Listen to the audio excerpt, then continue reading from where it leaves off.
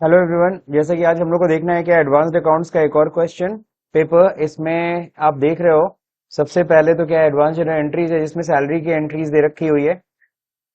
Salary इसमें gross salary, PF, ESI, P tax, TDS सब कुछ दिया हुआ है। अब इसकी एंट्रीज करनी है। सेकंड नंबर पे अगर हम देखें क्वेश्चन, तो इसमें एक ट्रायल बैलेंस दिया हुआ है सनशाइन लिमिटेड का 31 मार्च 2023 का, जिसके नीचे एडजस्टमेंट है। उसको देख के आपको क्या बनाना है, प्रॉफिट एंड लॉस अकाउंट बनाना है। प्रॉफिट लॉस अकाउंट मतलब इनकम स्टेटमेंट आपको बनाना है according to the company act, यानी कंपनीज फाइनल अकाउंट। नेक्स्ट है आपका ratio, the following ratio information related the business Simran trading company. इसमें क्या है, आपको रेशियो और कई चीजें दे रखी है जिसके बेसिस पे आपको इसमें sales, closing stock, debtors and creditors की वैल्यू निकालनी है। नेक्स्ट क्वेश्चन में आप देखो तो यहाँ पे दे रखा है क्या, अगेन एडवांस जनरल एंट्री का क्वेश्चन है जिसमें आपको एडवांस इनकम टैक्स को लेकर के आपको क्वेश्चन सॉल्व करना है। तो चलिए ठीक है, स्टार्ट करते हैं हम लोग। सबसे पहले सिंपल क्वेश्चन है हमारा फर्स्ट क्वेश्चन, इसको हम लोग सॉल्व करेंगे। तो इसमें अगर हम लोग देखें,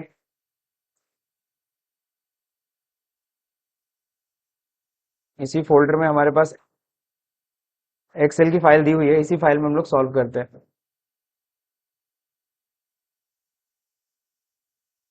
सबसे पहले बात करते हैं क्या, क्वेश्चन नंबर 1। तो Q1 हम लोग पहले कर लेते हैं। जर्नल का फॉर्मेट वैसे ही बनाएंगे हम लोग। Journal entry in the books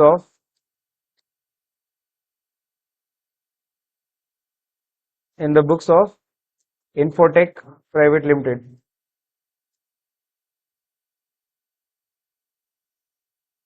ठीक है।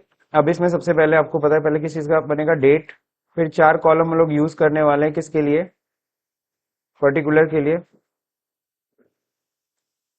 फिर होगा एलएफ, फिर होगा अमाउंट कौन सा, डेबिट, अमाउंट क्रेडिट। चार कॉलम पर्टिकुलर के लिए यूज क्यों करता हूं, इसका रीजन आप लोगों को पता है, बिकॉज ऑफ फास्ट एंट्री, ताकि हम लोग एंट्रीज को फास्ट वे में कर सके।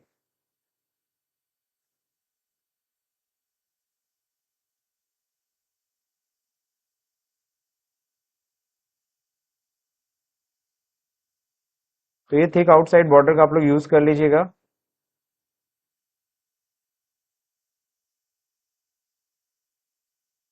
ठीक है, तो ये हमारा फॉर्मेट बन के तैयार। अब हमें क्या करना है, जनरल एंट्री, जैसा कि सब लोग देख रहे हो क्वेश्चन में दिया हुआ है, नोट पे ध्यान दीजिएगा।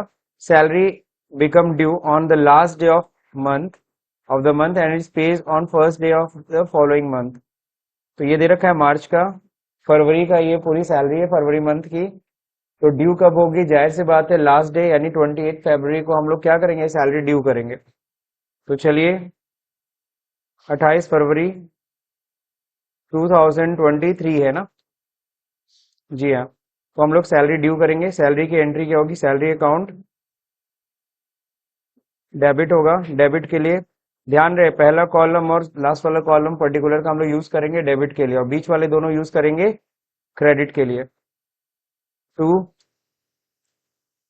सबसे पहले होगा एम्प्लॉइज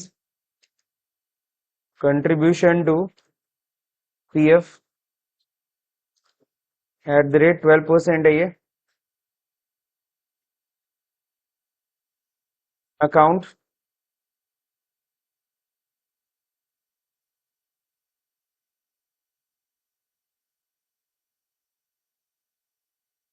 क्लियर है सबको। नेक्स्ट देखिए अगला क्या होगा, टू, अब क्या है, सबसे पहले पीएफ का पैसा जा रहा है, फिर किसका पैसा जा रहा है, ईएसआई का। एम्प्लॉयज कंट्रीब्यूशन टू क्या हो जाएगा, ईएसआई, किस रेट से, 0.75%। सही है। नेक्स्ट जाएगा क्या, पीटेक्स और टीडीएस का पैसा कट रहा है, पीटेक्स अकाउंट, और फिर किसका पैसा कटेगा, टीडीएस अकाउंट। जो रिमेनिंग अमाउंट बचेगा वो जाएगा सैलरी पेबल अकाउंट में। अब देखिए ग्रॉस सैलरी है कितनी, अगर हम लोग ग्रॉस सैलरी देखें, ग्रॉस सैलरी है 91,900। फिर हम लोग देखते हैं पीएफ कंट्रीब्यूशन कितना है, 6696। सही है। नेक्स्ट ईएसआई का 524। नेक्स्ट है आपका 610। पीटेक्स का अमाउंट है, टीडीएस का अमाउंट है 240। अब सबसे अच्छा इसको ऐसे चेक भी कर लोगे इसी बहाने। बचा कितना, 83,830, तो चेक भी हो गया, सब सही है। अब नाउ सैलरी ड्यू कर देंगे, being salary due for the month of February. तो फरवरी की सैलरी हमने ड्यू कर दी। अब अगला क्या करना है, नेक्स्ट पेमेंट कब होती है सैलरी, तो यहाँ कह रहा है first day of the next month हम लोग क्या करते हैं, सैलरी पे करते हैं। यानी 1 मार्च को हम लोग क्या करेंगे, सैलरी का पेमेंट कर देंगे। तो इसमें क्या होगा, देखो यहाँ से एक फायदा होता है, ये हम लोग फटाक से उठा सकते हैं, अलग अलग लिखने का ये फायदा है। तो सैलरी पेबल अकाउंट क्या होगा, डेबिट होगा, कितने अमाउंट से, थ्रू बैंक अकाउंट, कितना पेमेंट कर रहे हैं हम लोग,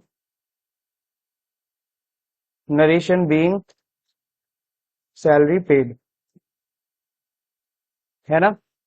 सो हमने सैलरी पेमेंट कर दिया। अब अगला क्वेश्चन जो देखिए क्या करना है हम लोग को, अब हम लोग को डेट्स का इसका ख्याल रखना है। बाकी स्टैट्यूटरी पेमेंट जो हुए हैं वो कुछ इस तरीके से हुए हैं। टीडीएस का पेमेंट 5 मार्च को हुआ है,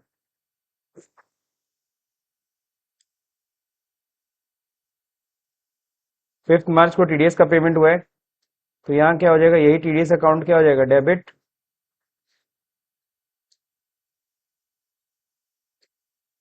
टू क्या हो जाएगा, बैंक अकाउंट। कितना टीडीएस का पेमेंट जा रहा है, टीडीएस का पेमेंट जा रहा है 240 रुपीज।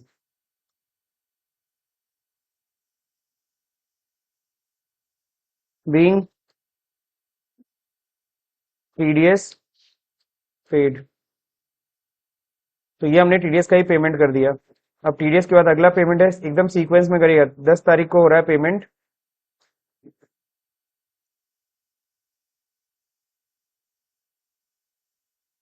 पहले हम पीएफ का पेमेंट करेंगे, इसी पे बस ध्यान देना है आप लोग को, पीएफ पे और ईएसआई पे। तो employees contribution to PF account debit होगा, ठीक है ना। फिर यही होगा एम्प्लॉयर्स कंट्रीब्यूशन,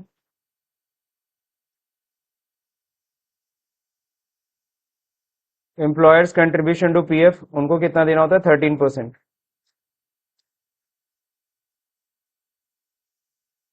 एम्प्लॉय का कंट्रीब्यूशन देख लीजिए कितना है, 6696 है। एम्प्लॉयर कितना देगा, यहीं पे ध्यान देना है कि इसको डिवाइड करना है 12 से और मल्टीप्लाई कर देना है 13 से। इस बात का सबको ख्याल रखना है, बिकॉज एम्प्लॉयर जो कंट्रीब्यूट करता है वो 13%, 0.5% एडमिन चार्ज और 0.5% ईडीएलआई कंट्रीब्यूशन। अब क्या होगा, टू बैंक अकाउंट, तो यहाँ पे बैंक अकाउंट से पेमेंट कर देंगे। कितना होगा, इन दोनों को प्लस कर लो। नरेशन क्या लिखोगे, being PF contribution paid, paid या डिपॉजिटेड जो आपको लिखना है लिख सकते हैं। अगला जो देखिए एंट्री सेम डेट में ही होना है इस बार, लेकिन क्या जमा हो रहा है, एम्प्लॉइज कंट्रीब्यूशन टू ईएसआई। सही है। फिर यहीं पे होगा क्या, एम्प्लॉयर्स कंट्रीब्यूशन टू ईएसआई भी जाएगा।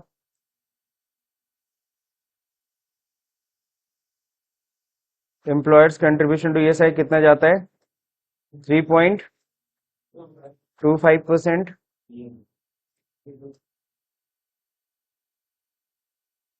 एम्प्लॉय का जो कंट्रीब्यूशन है ईएसआई में 524 है। एम्प्लॉयर कितना देगा, इसको डिवाइड करोगे किससे, 0.75 से, और मल्टीप्लाई कर दोगे 3.25 से। ये आ गया कंट्रीब्यूशन किसका, एम्प्लॉयर का। और टू क्या हो जाएगा, बैंक अकाउंट।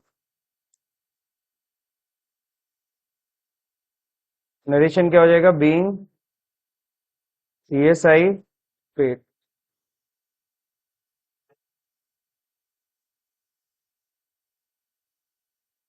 हो गया। अगला जो देखते हैं हम लोग, लास्ट पेमेंट किस चीज का करना है, फी टैक्स का पेमेंट करना है 12 तारीख को। तो 12 मार्च को हम लोग पेमेंट करेंगे फी टैक्स का।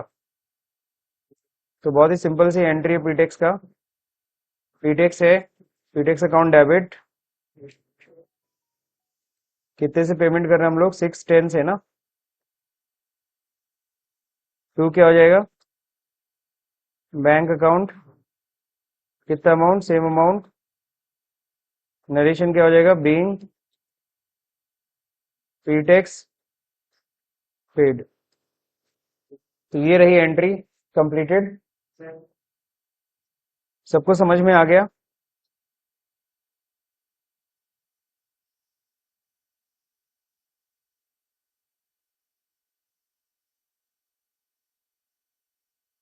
ठीक, तो ये हमारा हो गया कंप्लीट। तो फर्स्ट क्वेश्चन हमने कंप्लीट कर लिया, जनरल एंट्रीज हमने कर लिया इन्फोटेक पे, सारी एंट्री। किसी कोई दिक्कत, फिर 30 मार्क्स का क्वेश्चन। अब इसके बाद हम लोग सीधे पहले जनरल एंट्री वाले ही सारे क्वेश्चन पहले सॉल्व कर लेते हैं। अब सीधे हम लोग आएंगे क्वेश्चन नंबर 4 पे।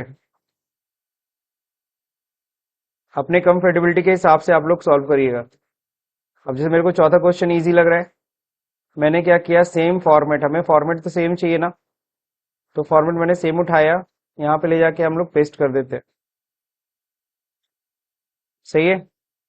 अब क्या करेंगे, बस हमें करना क्या होगा,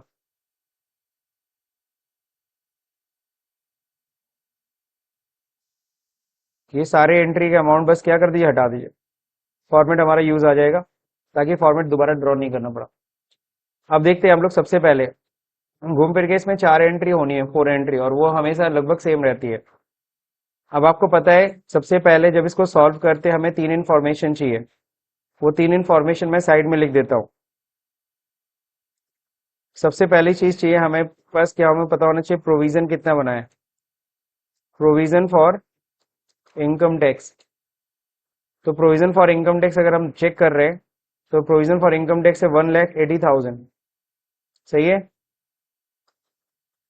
फिर एडवांस टैक्स कितना जमा किया था इसने, तो एडवांस टैक्स इसने, अगर 22-23 की बात कर रहा हूँ, ये जो भी मैं इंफॉर्मेशन बता रहा हूँ किसकी, 22-23, 22-23 क्या, this is assessment year. Assessment year हम 22-23 की बात कर रहे हैं। एडवांस टैक्स 22-23 असेसमेंट ईयर का कितना पेमेंट किया था, 2 लाख रुपीज। समझ में आ रहा है कि नहीं आ रहा है। एंड लास्ट, असेसमेंट हमारा कंप्लीट हो गया, टैक्स लाइबिलिटी कितनी बनी, तो टैक्स लाइबिलिटी अगर आप चेक कर रहे हो, तो टैक्स लाइबिलिटी फिक्स हुई है 22-23 का कितना, 2,20,000। सही है। तो बस अब इसी में कंपैरिजन करना है और यहाँ पे एंट्री करनी है। क्लियर हो गया सब लोग को, कहीं कोई दिक्कत। ये रहा प्रोविजन, ये रहा एडवांस टैक्स, और ये रही टैक्स लाइबिलिटी किस साल के, असेसमेंट ईयर 2022-23। आपको पता है पहले प्रोविजन से कंपैरिजन करते हैं फर्स्ट, सेकंड नंबर पे कंपैरिजन किससे करते हैं, एडवांस टैक्स से। अगर हम लोग प्रोविजन से कंपैरिजन कर रहे हैं तो 40,000 कम पड़ रहा है, तो हमें 40,000 यहाँ इंक्रीज करना होगा।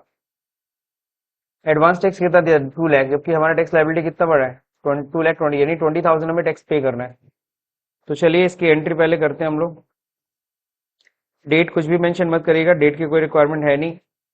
सो यहाँ पे सबसे पहले बात करेंगे किसकी, प्रोविजन को इंक्रीज करने की। तो एंट्री होती है PL appropriation account. PL appropriation account क्या हो जाएगा, डेबिट, कितने अमाउंट से, 40,000।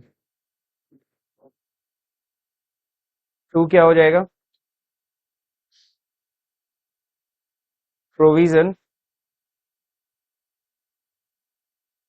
For income tax assessment year क्या,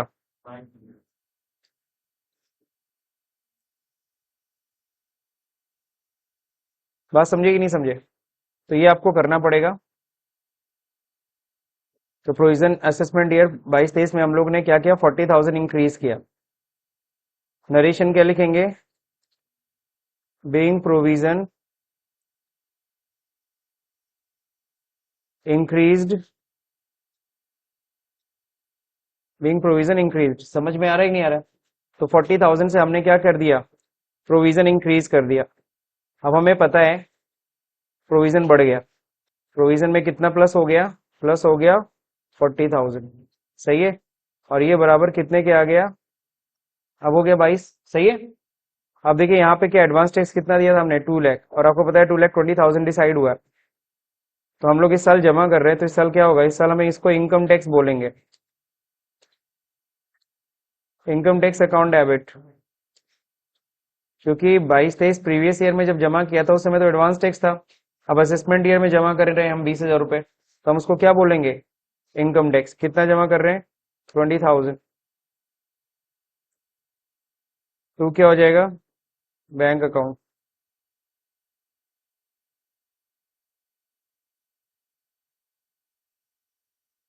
नरेशन क्या लिखेंगे, बीइंग इनकम टैक्स पेड। सही है।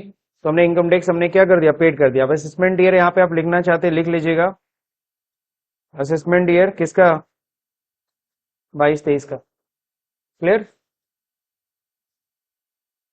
अब हमें क्या करना है, ये तो हो गया सर, अब प्रोविजन राइट ऑफ करते हैं।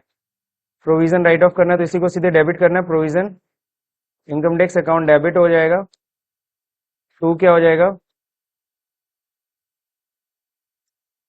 To advance tax. पहले तो एडवांस टैक्स कब का, असेसमेंट ईयर 22-23 वाला, अकाउंट भी लिख सकते हो। तो जो प्रोविजन पूरे डेबिट हो रही है कितने से, 2,20,000 से। एडवांस टैक्स कितना था, 2 लाख से क्रेडिट हो गया। बाकी क्रेडिट होगा किससे, sorry, income tax. Income tax account credit हो जाएगा कितने से, 20,000 से। नरेशन क्या होगा, बीइंग प्रोविजन एडजस्टेड, एडजस्टेड या राइट ऑफ, जो आपको लिखना है लिख दीजिए।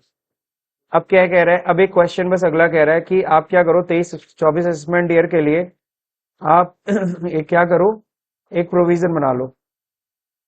कितने का, 1,20,000 का। तो चलिए 1,20,000 का हम लोग क्या करते हैं, प्रोविजन हम लोग क्रिएट करते हैं।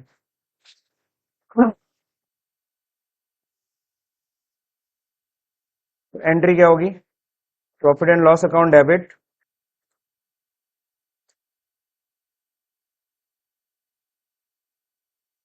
टू क्या हो जाएगा, प्रोविजन ही है, क्या है,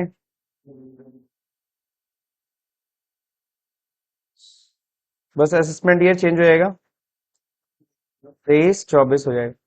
कितने से बनाने के लिए कहा था, 1,20,000, यही है ना,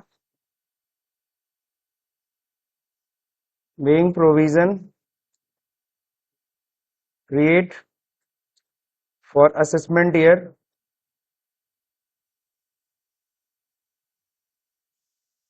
तो फाइनली कितनी एंट्रीज हैं, 4। यही एंट्रीज करनी थी आपको। So finally completed, question number 2 भी आपका कंप्लीट हो गया। बस कंपनी का नाम सही कर दी, किसकी कंपनी में हम लोग कर रहे थे, XYZ लिमिटेड।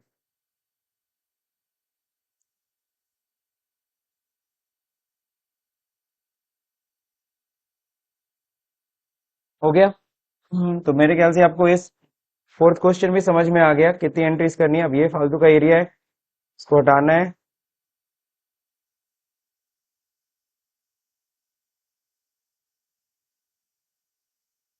हो गया।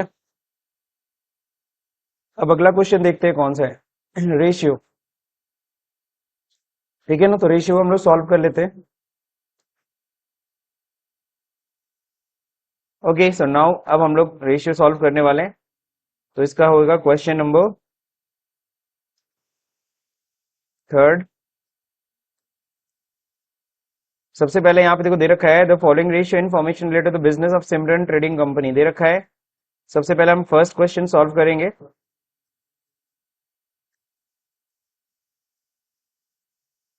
फर्स्ट क्वेश्चन में हमें क्या निकालना है, सेल्स।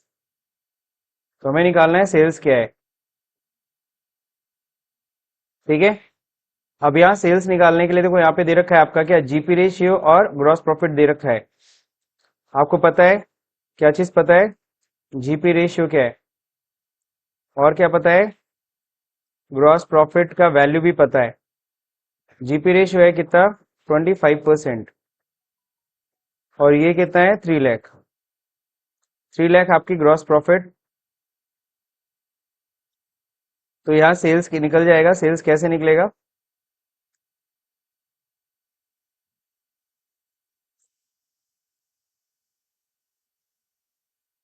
आप लोग देखो यहाँ पे ग्रॉस प्रॉफिट डिवाइड बाई, तो क्या हो जाएगा 25%, कितना आ गया, 12 लाख। ये सीधे आ गया क्या, सेल्स वैल्यू। अच्छा एक चीज देखो, मैंने बस डिवाइड किया, मेरे को परसेंटेज पे भी क्लिक नहीं करना पड़ा, बिकॉज 12% का मतलब होता है 12/100। तो 12/100, वो 100 ऊपर चली गई, एग्जैक्टली क्लियर है सबको। तो सीधे आ गया 12 लाख वैल्यू, ये आपकी सेल्स की फिगर आ गई। First question solve. Now second question, सब लोगों को क्लियर हुआ कि नहीं क्लियर हुआ।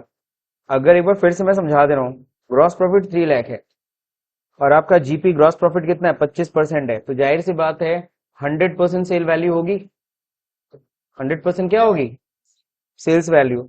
तो 3 लाख को डिवाइड कर देते 25 से, मल्टीप्लाई कर देते 100 से, आ जा रहा है, वही चीज हुआ है यहाँ पे। तो फाइनली आगे 12 लाख यानी सेल होगी। और अगर आपको थोड़ा सा भी डाउट हो आप चेक कर लो, इसका 25% निकाल के देख लो, सही है ना, 3 लाख आ रहा है। तो चलिए सेल्स निकल गई। अगला जो क्वेश्चन है वो हमारा है क्लोजिंग स्टॉक। हमें क्लोजिंग स्टॉक जानना है। तो क्लोजिंग स्टॉक क्या है ये हमें जानना है। तो क्लोजिंग स्टॉक निकालने के लिए क्या कुछ वैल्यू ऊपर दी गई है, जी हाँ दिया हुआ है, स्टॉक टर्नओवर रेशियो दे रखा है, STR। तो स्टॉक टर्नओवर रेशियो कितना दिया हुआ है, 8 टाइम्स। एक मिनट, सॉरी, ये पूरा दिया है, पूरा लिखा जाए,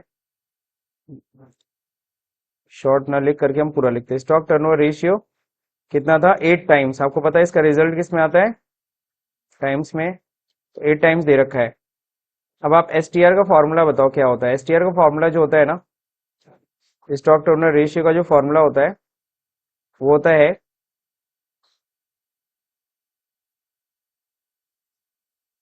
COGS, यानी cost of good sold, upon क्या होता है,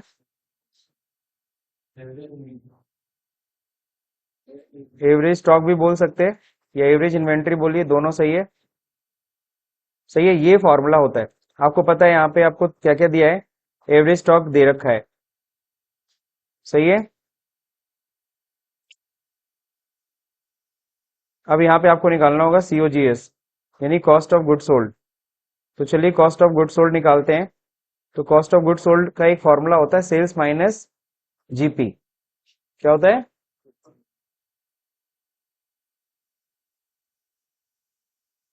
ग्रॉस प्रॉफिट। तो ये निकाल लेते हैं हम लोग। तो सेल्स में से ग्रॉस प्रॉफिट माइनस कर देंगे, सेल्स माइनस ग्रॉस प्रॉफिट आ गया कितना, 9 लाख। तो ये आपका कॉस्ट ऑफ गुड सोल्ड। अब अगर आपको एवरेज स्टॉक आपका निकल जाएगा, नहीं निकल जाएगा, एवरेज स्टॉक आपका निकल जाएगा। कॉस्ट ऑफ गुड सोल्ड है, ये देखो एवरेज स्टॉक उठ के इधर चला जाएगा और स्टॉक टर्नओवर रेशियो नीचे आ जाएगा। सही है कि नहीं सही है। तो देखिए कॉस्ट ऑफ गुड सोल्ड कितनी है, 9 लाख डिवाइड बाई 8 टाइम्स, कितना आया, ये आपका एवरेज स्टॉक है। अब अगर एवरेज स्टॉक का फॉर्मूला बताइए, एवरेज स्टॉक का फॉर्मूला क्या होता है। एवरेज स्टॉक का फॉर्मूला होता है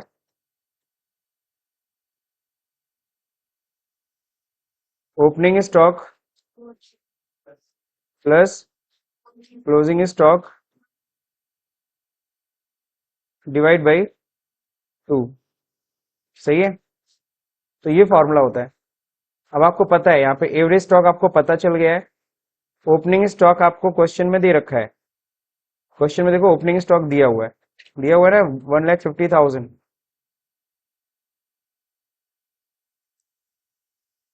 ओपनिंग स्टॉक कितनी है, 1,50,000। सही है, तो इसमें एवरेज स्टॉक पता, ओपनिंग स्टॉक क्लोजिंग स्टॉक नहीं निकल जाएगा, बिल्कुल निकल जाएगा। तो यहाँ चलिए मैं सिंपल तरीके से यहाँ पे टाइप करता हूँ, एवरेज स्टॉक ये हो गया, इक्वल टू क्या होगा, ओपनिंग स्टॉक।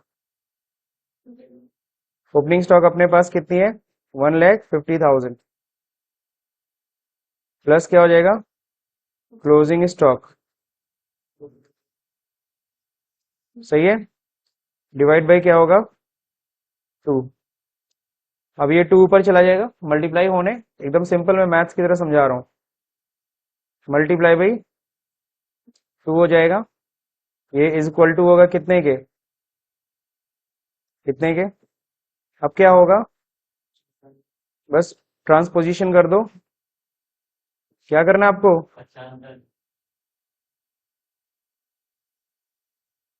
तो closing stock is equal to होगा 2,25,000 माइनस 1,50,000, सही है, कितना आ रहा है, 75,000, सही है। और अगर थोड़ा सा भी डाउट हो तुम्हें तो आप तुरंत निकाल लो एवरेज स्टॉक क्या सही आ रहा है। एवरेज स्टॉक का फॉर्मूला क्या होता है, opening stock plus closing stock divide by 2, चेक कर लो आंसर, सही है ना, ये था ना एवरेज स्टॉक, सही है ना। तो ये आपका आंसर निकल गया सर। अपने आंसर को ऐसे बोल्ड करके ऐसे राउंड कर सकते हो ताकि पता चल जाए सामने वाले को ये आपका आंसर है, सही है। तो ये आपका हो गया second question solve. Third question देखते हैं। थर्ड क्वेश्चन में देखो क्या कह रहा है, कह रहा है सन्डी डेटर निकाल दो। तो क्वेश्चन है आपका कि what is the value of sundry debtor, this is the question mark. तो ठीक है, आप सन्ड्री डेटर से रिलेटेड कोई इंफॉर्मेशन दिया है क्या ऊपर, जी हाँ, credit period allowed to debtor दिया है, credit period allowed to debtor है कितना, 2 मंथ्स है, 2 क्या मंथ है। अब यहाँ इसके बेसिस पे आप डीटीआर निकाल सकते हो, डीटीआर मतलब डेटर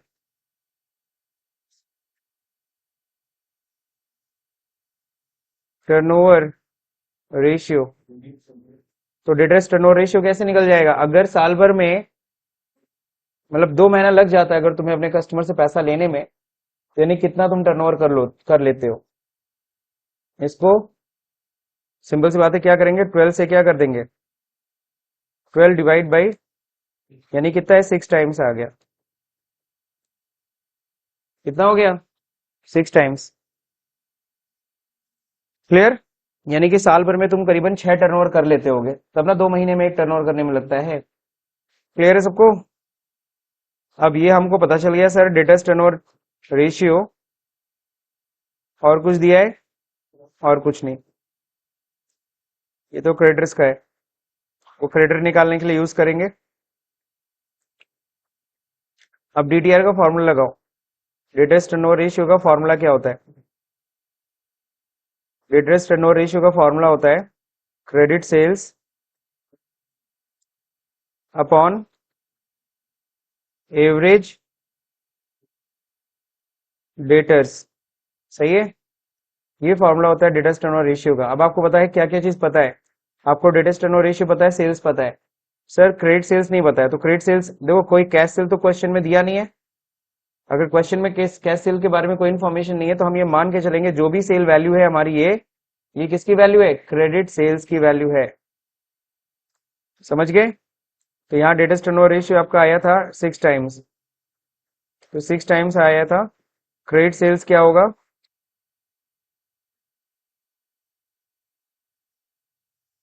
यही है 12 lakh divided by average debtor. अब निकल जाएगा यहाँ पे average debtor, average debtor equal to क्या होगा बताइए, इसको डिवाइड कर देंगे किससे, सही है ना, एवरेज डेटर उठ के इधर चला जाएगा, 6 उठ के इधर आ जाएगा, तो कितना आया, 2 लाख रुपीज आपका एवरेज डेटर है। अब आपको क्या ओपनिंग डेटर क्लोजिंग डेटर पता है, नहीं ना, so this debtor is your final debtor, समझ रहे हैं। तो आपकी डेटर की वैल्यू क्या होगी फाइनली?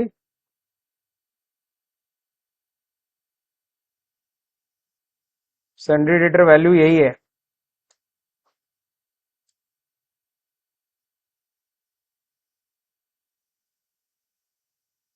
क्लियर है सबको? नाउ नेक्स्ट, अब आपको पता लगाना है सन्ड्री क्रेडिटर्स।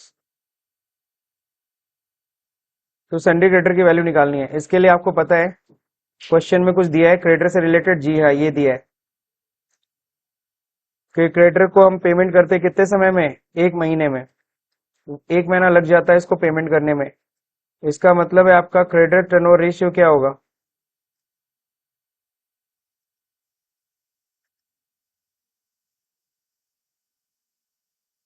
12, सॉरी 12/1।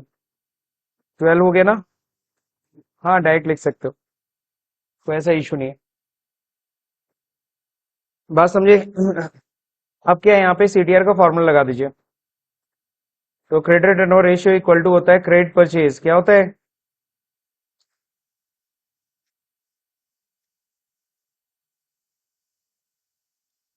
अपॉन क्या होगा?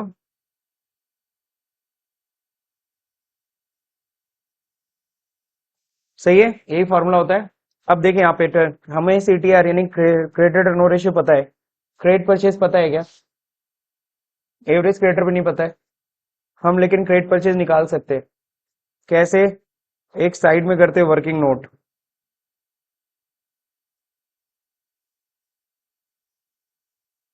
दैट मीन्स यहाँ पे हम बनाने वाले हैं एक छोटा सा ट्रेडिंग अकाउंट। सही है, तो एक छोटा सा हम ट्रेडिंग अकाउंट बनाते हैं।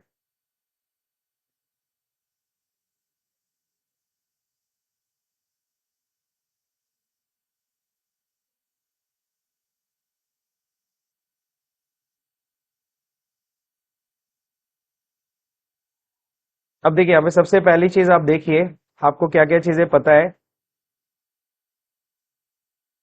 आपको पहले नंबर पे ओपनिंग स्टॉक पता है कि नहीं पता है? यहाँ क्या दिखाते हैं? To opening stock. और क्या चीज पता है? परचेज नहीं पता है ना? सेल्स पता है। क्लोजिंग स्टॉक भी आपको पता है। और यहाँ पे ग्रॉस प्रॉफिट ये भी पता है ना आपको? तो बैलेंसिंग फिगर से आप निकाल सकते हैं क्या? परचेज की वैल्यू। समझ गए? तो चलिए ओपनिंग स्टॉक उठाते हैं। ओपनिंग स्टॉक आपकी थी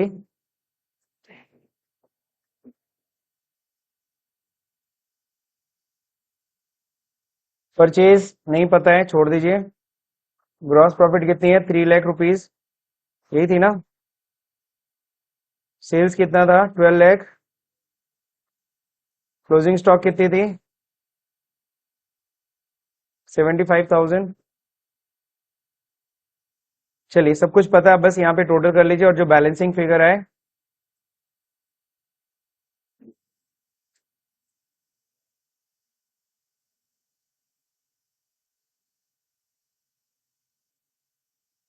परचेज की वैल्यू डिफरेंस फिगर से निकालेंगे। इसमें से माइनस करेंगे क्या? 1.5 लाख, फिर माइनस करेंगे क्या? 3 लाख। 8,25,000 ये आपकी परचेज, इसी को हम क्रेडिट परचेज मानेंगे। समझ रहे हैं? तो सीटीआर आपका है 12। क्रेडिट परचेज आपको दे रखा है, अभी भी जस्ट निकाला हम लोगों ने, 8,25,000 अपॉन क्या हो जाएगा? Average creditor. सही है। अब आपको पता है एवरेज क्रेडिटर आपका निकल जाएगा। एवरेज क्रेडिटर इक्वल टू इस 8,25,000 को डिवाइड कर देंगे किससे? Divided by 12। सही है। तो this is your average creditor, और इसी को हम लोग क्या कहेंगे? The same value is basically average creditor जो आया आपका, वही आपकी सेम वैल्यू क्या है? सेम वैल्यू आपकी सन्ड्री क्रेडिटर की। क्लियर? सो अब हम लोग बात करेंगे क्वेश्चन नंबर 2 की, जिसमें कि हम लोग को बनाना था क्या? Profit and loss account. Question number 2 में देखो यहाँ पे दे रखा है क्या? Trial balance of sunrise limited as on 31 March 2023। अब इसका हमें क्या बनाना है, नीचे क्वेश्चन में दे रखा है prepare the profit loss account for the year and 31 March 2023 after considering the following adjustment. तो हमें यहाँ पे सिर्फ पीएल अकाउंट बनाना है। अब कंपनीज फाइनल अकाउंट के का जो फॉर्मेट है वो हमें चाहिए। अब या तो आप ड्रॉ करो, जस्ट लाइक मेरे पास है, तो मैं उसे कॉपी कर लेता हूँ। फॉर्मेट,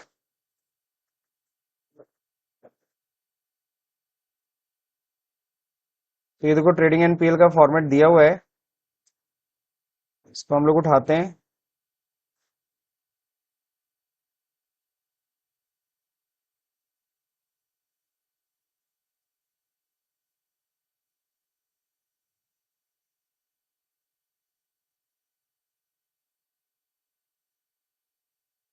इसको कॉपी कर लेंगे, कॉपी करके अपनी शीट पे लेते जाइए, एक नई शीट ड्रॉ करिए।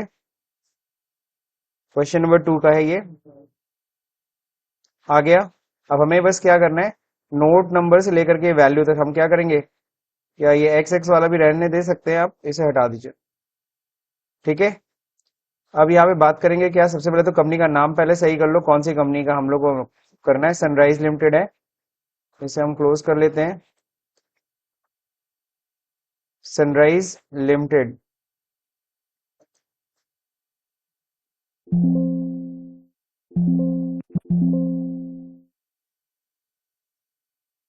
हो गया।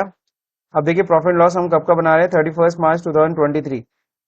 यहाँ पे 23 कर लीजिए, और 23 है यानी कि होगा आपका 22, 23, और ये इससे पहले साल का होगा 21 एंड 22। सही है। अब देखिए सबसे पहले बात होती है रेवेन्यू फ्रॉम ऑपरेशन की। तो रेवेन्यू फ्रॉम ऑपरेशन देखो क्या आएगा, अगर हम लोग देखें यहाँ पे सेल्स, सेल्स रिटर्न है कि नहीं, यहाँ देख लीजिए पहले, दे रखा है। सेल्स दे दिया आपका 3,40,000, तो 3,40,000 आपका सेल्स है, ठीक है। तो ये आपका मेन बिजनेस की इनकम हो गई। अब यहाँ पे एक बार चेक कर लीजिएगा कहीं सेल्स रिटर्न तो नहीं है, नहीं है, कोई सेल्स रिटर्न नहीं है। तो फाइनली आपकी सेल वैल्यू होगी 3,40,000, ये 3,40,000 ही आपकी रेवेन्यू फ्रॉम ऑपरेशन है। अब बात करेंगे अदर इनकम की। अदर इनकम अगर ध्यान से देख रहे हैं तो एक तो डिस्काउंट मिला है, वैसे तो डिस्काउंट अलाउड में से डिस्काउंट रिसीव लेस कर देते, लेकिन यहाँ पे देखो डिस्काउंट अलाउड दिया नहीं है, दिया नहीं है, तो इसका मतलब हमें डिस्काउंट को क्या करना होगा, अदर इनकम में शो कर देना है। शेयर कैपिटल, क्रेडिटर रिजर्व है, और तो कुछ है ही नहीं, यानी 3,000 रुपीज हम लोग क्या करेंगे, हम लोग शो करेंगे अदर इनकम के रूप में। अब बात करेंगे हम लोग एक्सपेंसेस की। यहाँ टोटल रेवेन्यू पहले कर देते हैं हम लोग, तो टोटल रेवेन्यू का फॉर्मूला लग जाएगा।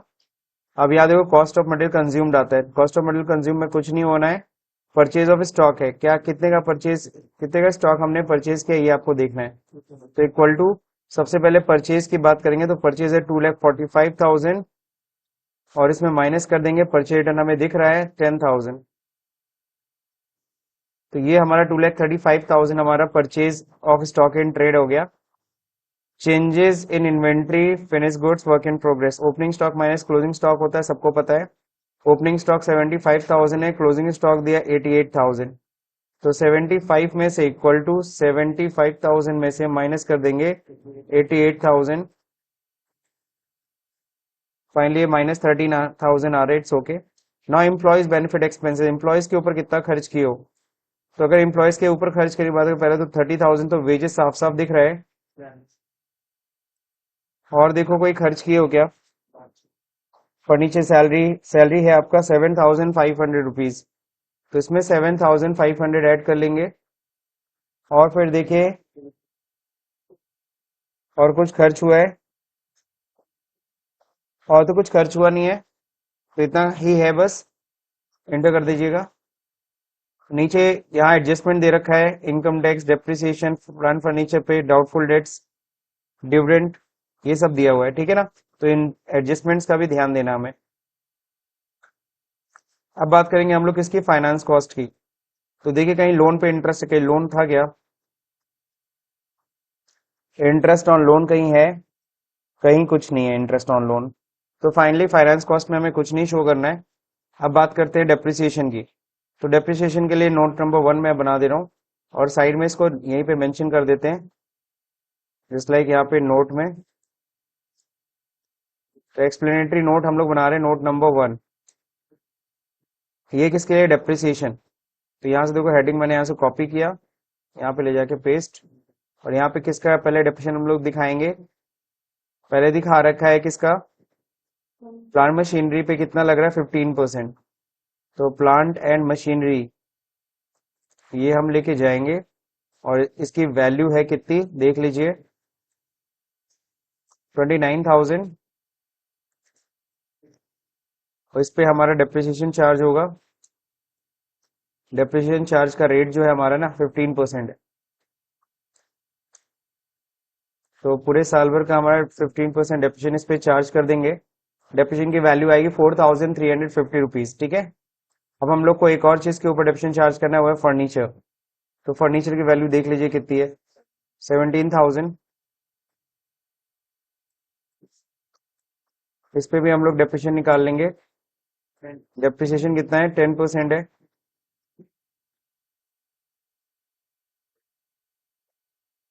अगर हम लोग बात करें टोटल डेप्रिसिएशन की,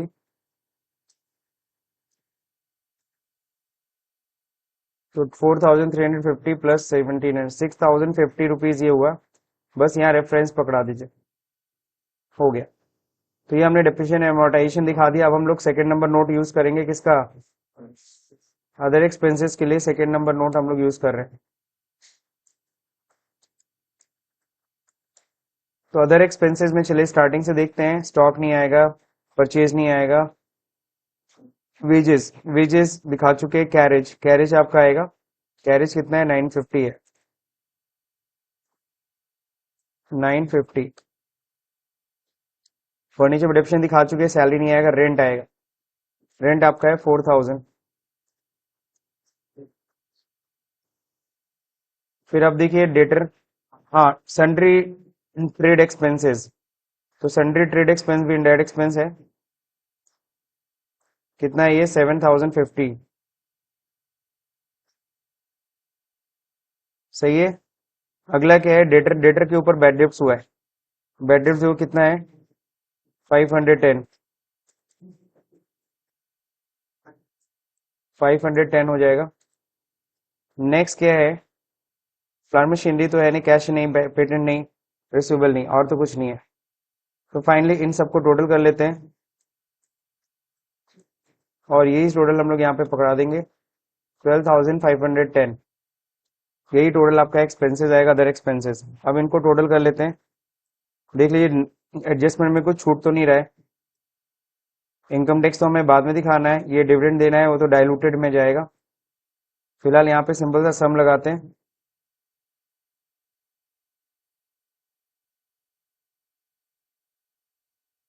आगे आपका 278। अब इसको लेस कर देंगे तो आपकी क्या आ जाएगी? प्रॉफिट।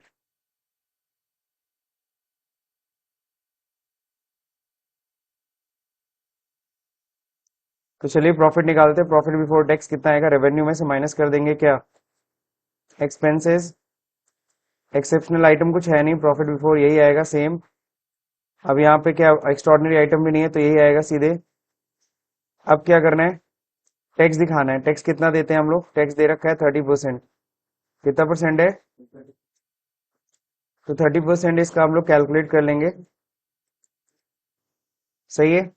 तो 30% आपको नीचे एडजस्टमेंट में दे रखा, 30% में टैक्स देना है, इनकम टैक्स। तो इनकम टैक्स हमने 30% इसका निकाल लिया, ये आ रहा है। डेफर्ड टैक्स कुछ नहीं। प्रॉफिट फ्रॉम कंटिन्यूइंग ऑपरेशन कितना हो जाएगा? इसमें से माइनस हो जाएगा क्या? टैक्स का अमाउंट।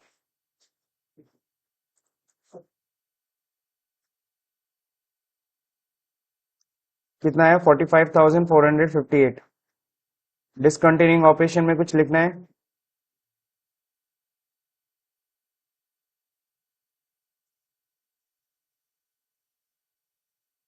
डिसकंटिन्यूइंग ऑपरेशन में कुछ नहीं, इन तीनों में कुछ नहीं रहेगा। सीधे आते हैं profit loss for the period. तो for the period profit loss यही आ रहा है। अब देखिए डाइल्यूटेड कितना हो रहा है। तो डाइल्यूटेड में तो साफ साफ दिया हुआ है कि डाइल्यूट कितना करना है। इसमें 9,000 हम रिजर्व से ले जाके हम डिविडेंड दे रहे हैं। सही है। तो रिजर्व जब इसमें ऐड करेंगे, बेसिक तो आपका यही है, तो बेसिक का रेट हम लोग निकालेंगे।